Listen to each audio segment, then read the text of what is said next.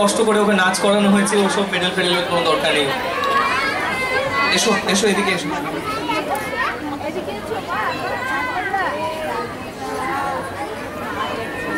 আচ্ছা, স্যারকেও একটুখানি মঞ্চে আমি ডাকবো, রুদ্রপ্রসাদ বাবুকে আমি একটুখানি মঞ্চে ডাকবো। আপনিও একটু আসুন প্লিজ, কারণ বাচ্চাদের পুরস্কৃত করার ক্ষেত্রে এবং এত সুন্দর একটা অনুষ্ঠান পরিকল্পনার ক্ষেত্রে আপনাদের ভূমিকা অনস্বীকার্য। সুতরাং আপনারা একটু আসুন মঞ্চে।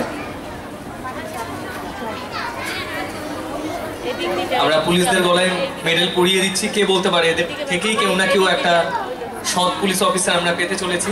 এ তো নিজের আনন্দেই নিজে নেচে যাচ্ছে এখনো।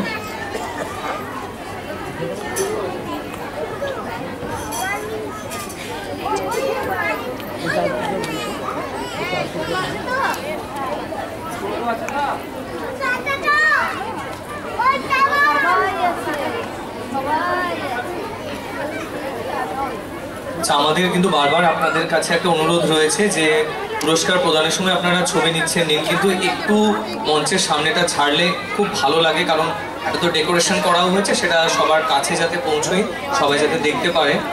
একটু মঞ্চের সামনেটা ছেড়ে দেবেন।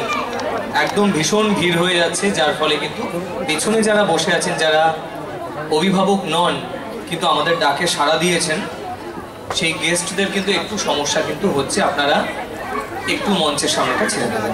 সকলের সামনে থাকলে যে বিশিষ্ট অতিথিরা এসেছে সত্যিই তাদের দেখতে পাচ্ছেন, এবং এই বিশিষ্ট অতিথিদের কথা বলতে বলতে আমার খুব ইচ্ছে করছে মঞ্চে ডেকে নিতে কয়েকজনকে, যারা এই ছোটদের ডাকে সাড়া দিয়ে ছোটদের অনুষ্ঠান দেখার জন্য আমাদের মধ্যে এসেছেন।